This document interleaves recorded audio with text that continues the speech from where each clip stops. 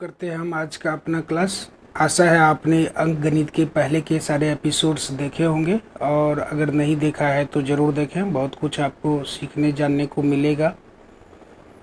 और इसी चैनल पर मेंटल एबिलिटी टेस्ट से रिलेटेड एपिसोड्स भी आ रहे हैं और लगातार आ रहे हैं, यानी कि इस चैनल पर आपको नवोदय की पूरी तैयारी आपकी करवाई जाएगी। ठीक है, तो आशा है आपने चैनल को सब्सक्राइब कर लिया होगा और अगर नहीं किया है तो जरूर कर लें। ठीक है, बढ़ते हैं आज के क्वेश्चंस की ओर।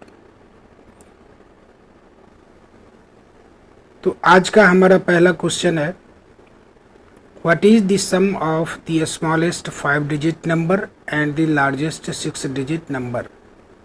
और ये हमारे आंसर ऑप्शंस दिए गए हैं, यानी कि 5 अंकों की सबसे छोटी संख्या और 6 अंकों की सबसे बड़ी संख्या का योग कितना होता है, ये हमारा प्रश्न है और ये हमारे विकल्प हैं, ऑप्शंस हैं।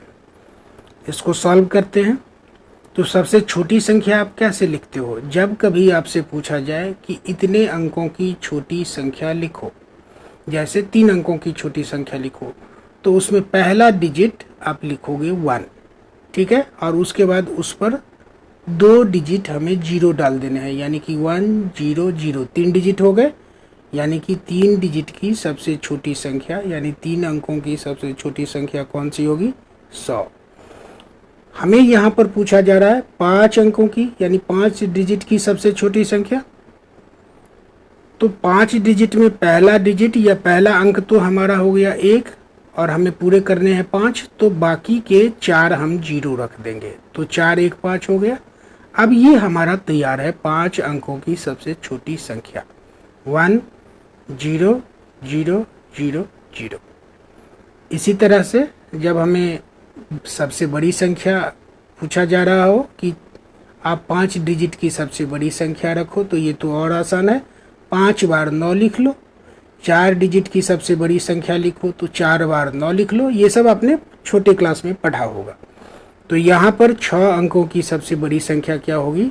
6 बार हमने 9 लिख दिया। अब हमसे प्रश्न पूछा जा रहा है कि दोनों के योग बताओ, 5 अंकों की सबसे छोटी संख्या और 6 अंकों की सबसे बड़ी संख्या का योग बताओ। हम इसको जोड़ लेंगे, 099 हो गया, 099 099 099, 9 और 1 कितना हो गया? 10। हमने 0 यहाँ पे लिख दिया और हमारे हाथ में कितना बच गया? 1।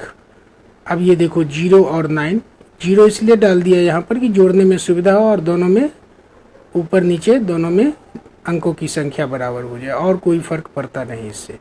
हाँ, तो 9 और 1 कितना हो गया? 10 हमने लिख दिया।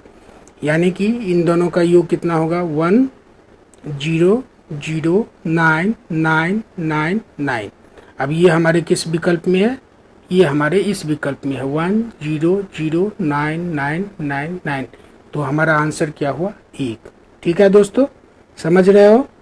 अगर कोई परेशानी हो तो कमेंट सेक्शन में आप जरूर लिखो, हम कोशिश करेंगे कि उसका जवाब आपको दे। बढ़ते हैं अगले क्वेश्चन की ओर। हमारा अगला प्रश्न ये रहा, the HCF of 2 prime numbers is. अब 2 प्राइम नंबर्स हैं, यानी अविभाज्य संख्याएं हैं, उनका महत्तम समापवर्तक बताओ, यानी कि हाईएस्ट कॉमन फैक्टर क्या होगा। अब आंसर में दिया है देयर सम, यानी कि उन दोनों ही प्राइम नंबर्स अविभाज्य संख्याओं का योग, या उन दोनों में अंतर, या 1 या 0।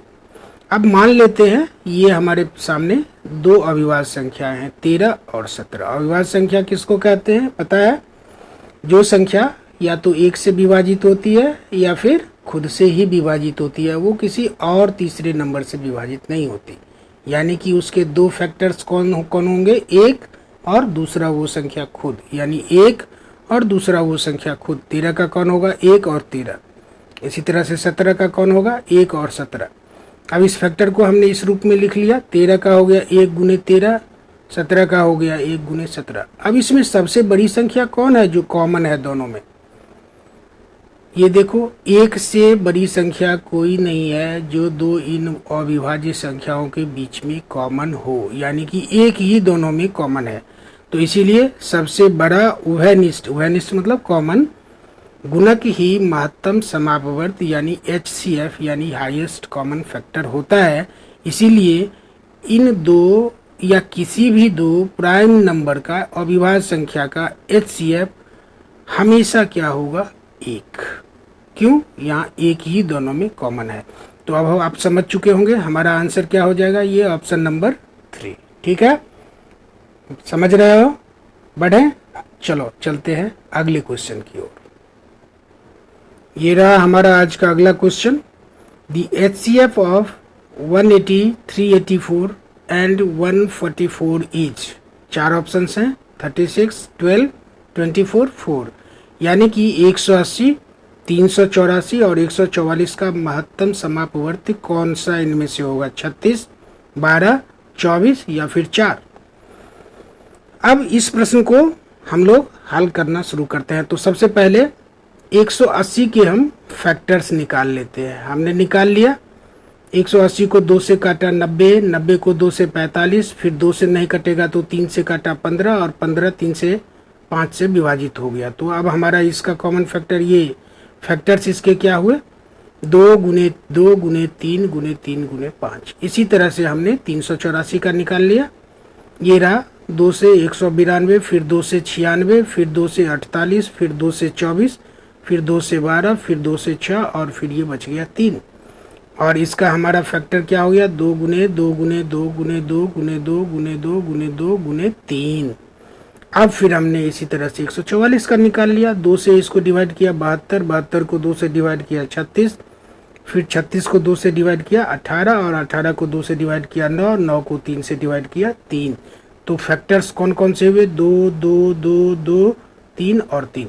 इस सभी को हमने यहाँ लिख लिया। 180 के ये रहे फैक्टर्स, 384 के ये रहे फैक्टर्स और 144 के ये रहे फैक्टर्स। अब इनमें हमें HCF निकालना है। तो सबसे पहले हम कॉमन फैक्टर निकाल लेते हैं, फिर हाईएस्ट कॉमन फैक्टर निकालेंगे। अब ये देखो, ये 2 सब में कॉमन है, ये 2 सब में कॉमन है। अब बाकी के इसमें और कोई 2 नहीं है, तो सब में 2 2 2 कॉमन है। ठीक है, तो 2 गुने 2 हो गया। अब ये आया 3, 3 देखो 1 1 3 सब में कॉमन है, तो 1 आ गया 3 और 5 सब में कॉमन है नहीं। ठीक है, तो कितने कॉमन हुए, 2 2 हो गए, 1 3 हो गया।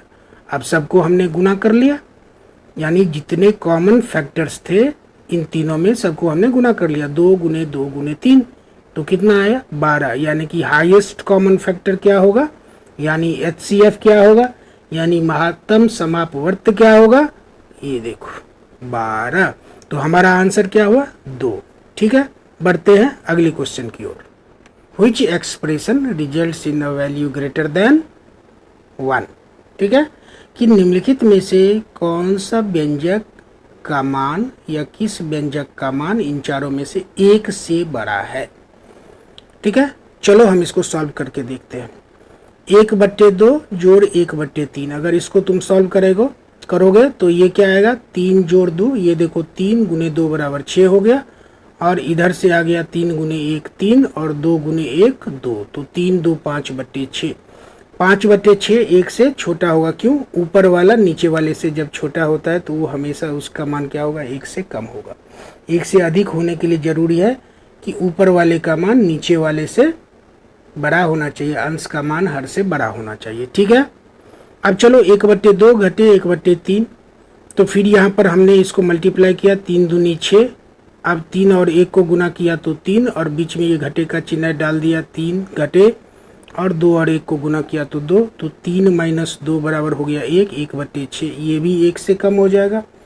अब आते हैं इसमें 1/2 गुने 1/3 गुना कर लो, इसमें तो सीधा है, 3 दूनी 6 और 1 गुने 1 बराबर 1, 1/6। तो ये दोनों ही 1/6 है, दोनों ही 1 से कम है। अब आते हैं चौथा ऑप्शन है 1/2 भागा 1/3। अब जब 1/2 लिया और भागा जब हम इसको करेंगे तो ये पलट जाएगा और हो जाएगा भागा के बदले कौन सा चिन्ह आ जाएगा, गुना। और 1/3 की जगह 3/1, यहाँ 2 आ गया है तो ये गलत है, 3/1। अब 3 और 1 को गुना करोगे तो 3 हो जाएगा और 2, ये 1 समझो, 2 गुने 1 बराबर आ जाएगा 1, यानी कि 3/2।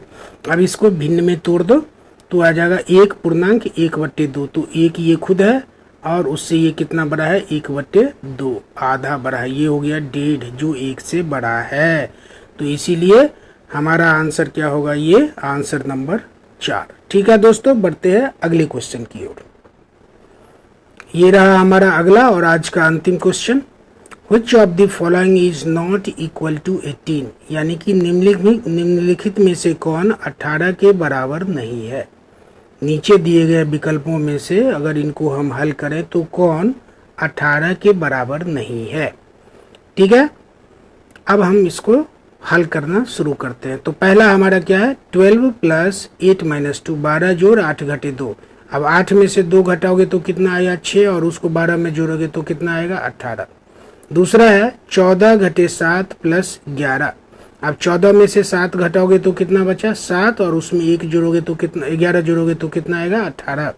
तो ये भी 18, ये भी 18। अब ये है 20 घटे 4 घटे 2।